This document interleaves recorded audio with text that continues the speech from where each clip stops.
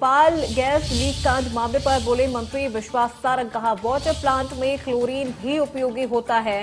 Chlorine tank 900 litre की capacity थी।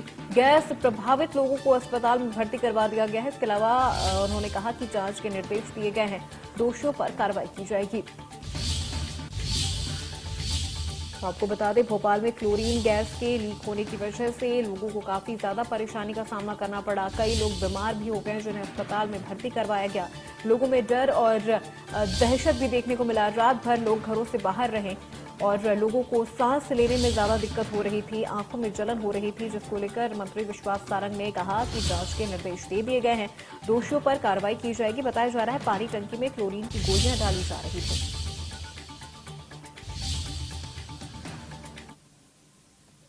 Water tank का ओवरफ्लो था वो नीचे की बस्ती। अब देखिए, आपने केवल यही बोला, ये नहीं बताया कि उस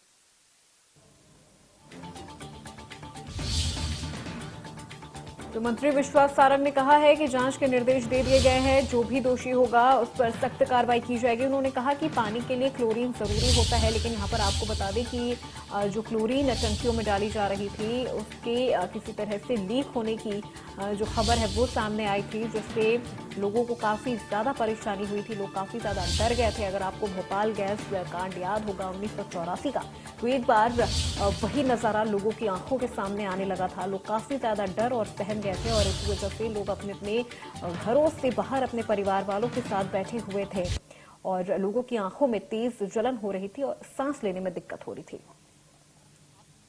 जो वाटर टैंक का ओवरफ्लो था वो नीचे की बस्ती में नालियों के माध्यम से गया, तो उससे कुछ लोगों को दिक्कत आई थी, क्योंकि वो बहुत ऐसा कोई लाइफ थ्रेट वाली स्थिति नहीं थी, पर तो भी प्रिकॉशन के तौर पर वो लोग जिनको सांस लेने में दिक्कत थी, जिनको कुछ वॉमिटिंग जैसी सेंसेशन था, उनको अस्पताल में भर्ती कराया गया था। वो सभी ठीक हैं। मैं स्वयं फिल्ट्रेशन प्लांट भी गया था अधिकारियों के साथ, कलेक्टर, कमिश्नर और हमारी मेयर, हम लोग सब गए थे और ये सुनिश्चित किया गया था कि एटमॉस्फेयर में क्लोरीन ना जाए और उसको वाटर टैंक में डाल के रात में 3:30 बजे पूरी तरह से वो सिलेंडर खाली हो गया था। उससे पहले ये भी सुनिश्चित किया गया था कि वो जो नीचे की बस्ती है उसमें से लोगों को हटाया जाए, जहां ये संभावना थी कि वो गैस जा सकती है या वो पानी जा सकता है, तो उनको भी हटा दिया गया था। स्थिति रात में ही नियंत्रण में थी, कहीं भी कोई दिक्कत नहीं आई। जो अस्पताल में लोग थे उनको भी मैं देखने गया, सभी की तबीयत ठीक। अब तो चलिए सीधे रुक करते संवाददाता ब्रजेश जैन का हमारे साथ जुड़ गए हैं। ब्रजेश, क्या कुछ जानकारी आपके पास? अभी स्थिति कैसी है और जिन लोगों को अस्पताल में भर्ती करवाया गया है उनकी क्या स्थिति है अभी? बिल्कुल, देखिए, रात को जब गैस का रिसाव हुआ था उस वक्त 13 लोगों को अस्पतालों में भर्ती कराया गया था।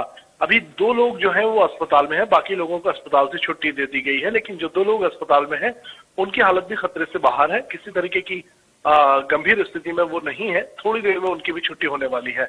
लेकिन अगर बात करें इस पूरे हादसे की, तो जहां तक क्लोरीन का जो रिसाव हुआ है वो पानी के ओवरफ्लो के चलते जो पानी था वो नालियों के जरिए कॉलोनियों में गया और उसके बाद कॉलोनियों में लोगों को दिक्कत महसूस हुई, सांस लेने में तकलीफ हुई, जिसके बाद हड़कंप कॉलोनी में मच गया था। अभी हालात सामान्य है, लेकिन फिलहाल पानी की सप्लाई जो वाटर प्लांट था उससे नहीं हो पाई है, जिसकी वजह से लगभग 30-40 कॉलोनियां जो है उनमें पानी की सप्लाई बाधित हुई है। हालांकि टैंकर से पानी पहुंचाने की कोशिश की जा रही है, लेकिन अभी हालात की बात करें तो पूरी तरह काबू में है।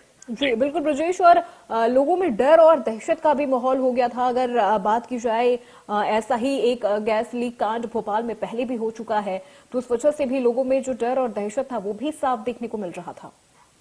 बिल्कुल बिल्कुल, देखिए, सेम स्थिति थी। बिल्कुल 1984 में जो गैस कांड हुआ था उसमें भी लोगों को आंखों में जलन, गैस लेने में, सांस लेने में दिक्कत हुई थी और इसके बाद जो है भोपाल में 5000 लोगों की मौत एक ही रात को हो गई थी। कह सकते हैं कि पूरा भोपाल शमशान में बदल गया था। तो ये जो गैस कांड था क्लोरीन गैस का, लोगों को लगा कि दोबारा से कहीं वैसे ही हालात ना हो जाए, इसलिए अफरा तफरी बहुत ज्यादा थी।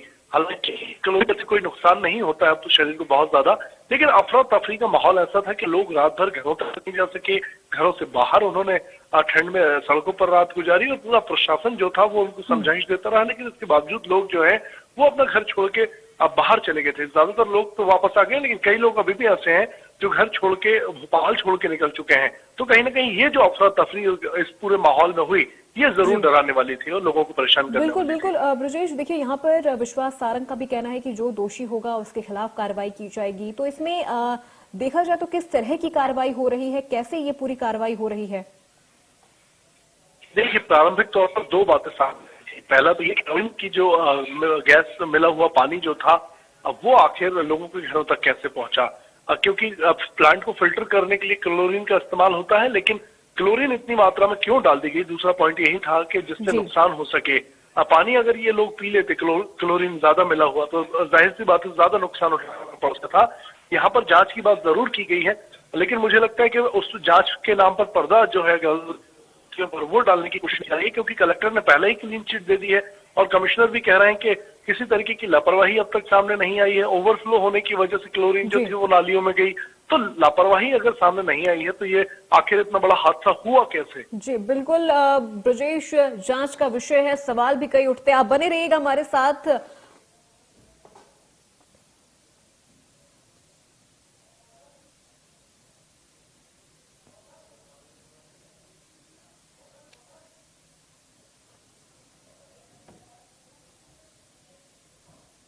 तो आपको बता दें, जिस तरह से वाटर प्लांट में क्लोरीन डालने को लेकर यहां पर ये बड़ी लापरवाही सामने आई है, विश्वास सारंग ने खुद कहा है कि दोषियों के खिलाफ सख्त से सख्त कार्रवाई की जाएगी। ब्रजेश, आप बने रहिएगा हमारे साथ, वापस आपके पास आएंगे।